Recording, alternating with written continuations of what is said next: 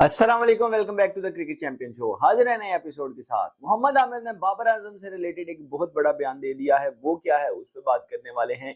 उसके साथ साथ एहसान उल्लाह, आपको पता है तेज तरीन पीएसएल के अंदर बॉलर आया था, उनकी इंजरी हो गई थी और एक ऐसा इंकिशाफ हुआ है उनकी जानिब से। उनकी जो टीम है मुल्तान सुल्तान, उनके ऑनर अली तरीन की जानिब से क्या है वो सारी क्या डिटेल है वो आपके साथ शेयर करने वाले हैं। उसके साथ साथ न्यूजीलैंड ने स्क्वाड अनाउंस कर दिया, क्या हुआ है, लोगों ने क्यों इतना क्रिटिसाइज किया, उस पर बात करने वाले हैं।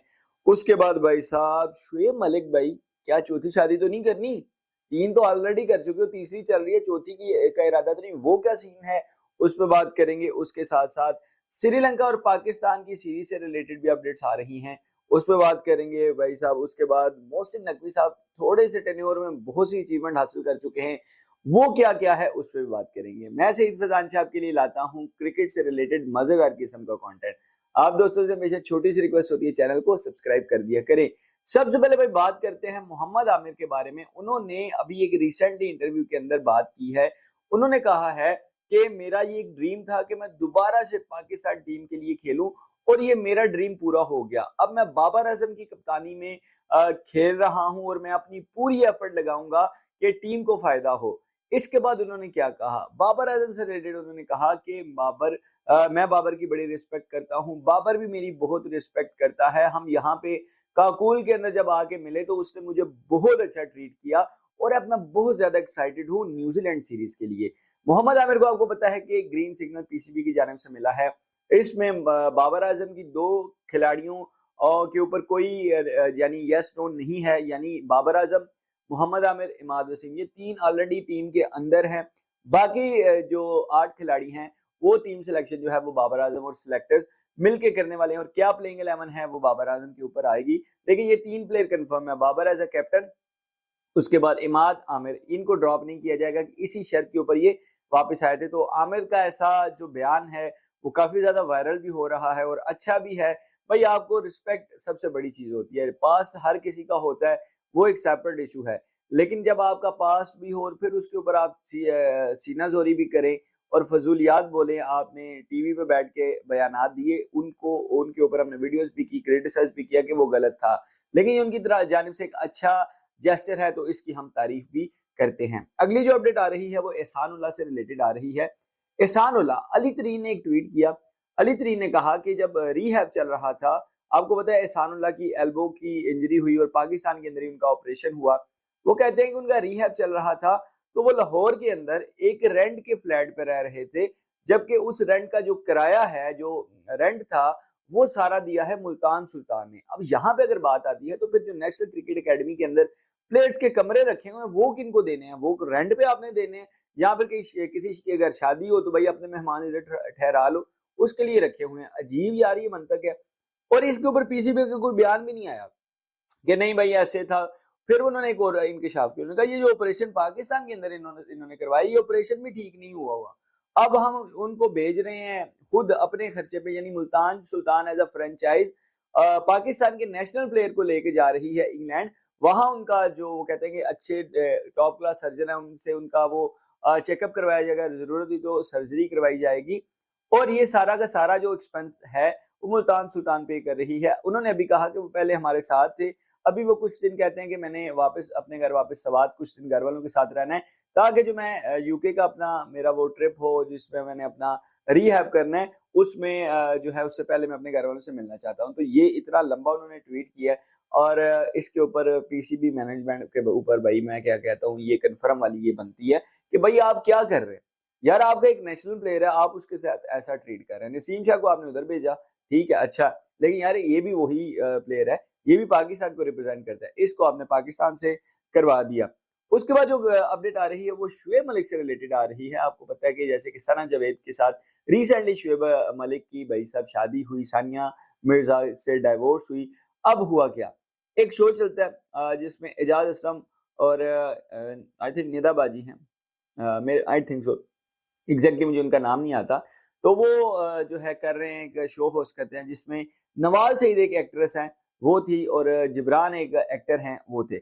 नवाल ने कहा कि भाई एक क्रिकेटर थे जो मुझे मैसेज करते थे, फ्लर्टी मैसेज करते थे। अब उन्होंने कहा कि नून से शुरू होता है, इंडिया से गहरा ताल्लुक है। पहले नसीम शाह ने कहा नहीं शादीशुदा है, तो उसके ऊपर शुएब मलिक का बहुत ज्यादा ये वायरल हो रहा है, इन दोनों की पिक्चर्स वायरल हो रही हैं। तो भाई पूछना शुएब भाई चौथी का इरादा है? तीसरी भी आपकी चल रही है, पहले आयशा सिद्दीकी, फिर सानिया मिर्जा, फिर सना जावेद, देन अब नवाज सईद, मे बी भाई, maybe I am wrong, लेकिन ये सारा चर्चा जो है सोशल मीडिया के ऊपर भाई चल रहा है और इसके ऊपर अभी तक बयान वैसे कोई नहीं है। आज रिसेंटली सना जावेद की जानिब से एक पिक्चर शेयर हुई है शुएब मलिक के साथ, जिसके ऊपर उन्होंने कैप्शन लिखा हुआ था माय हीरो। तो पता नहीं इनकी क्या खिचड़ी चल रही है, मे भी वो कोई कैरेक्टर और हो, उन्होंने नाम नहीं लिया, लेकिन वो जो उस पूरे शो को, पूरे क्लिप को देखे ना, तो प्रोमिनेंट जो लग रहे हैं ना उन सारी बातों से, वो शुएब भाई ही लग रहे हैं। शुएब भाई थोड़ा सा यार ख्याल कर लें, इधर लोगों की एक एक नहीं हो रही, आपने तीन तीन कर ली और चौथी का प्लान भाई ना ना, पहले बंदों की एक एक तो हो लेने दे। खैर, जो अगली अपडेट आ रही है, न्यूजीलैंड का स्क्वाड अनाउंस हुआ। अब मैं आपके साथ ना वो स्क्वाड शेयर करता हूँ। स्क्वाड क्या है भाई साहब, ऐसे ऐसे नाम है मैंने पहली दफा सुने। सुने जी माइकल ब्रेसवेल, ये कप्तान है इनके। फिन एलन नाम सुना हुआ है, मार्क चैपमैन का भी सुना हुआ है, बहुत पेलता है पाकिस्तान को, अच्छा नया नाम। Josh Clarkson, Jacob Duffy, Dean Foxcroft, Ben Lister, उसके बाद एडम एल नाम सुना हुआ है, जिमी नेशम भी आते रहते हैं, will ओरोकी, will O रोरके, Tim Robinson, Ben seers, Tim ciphered, एशोडी।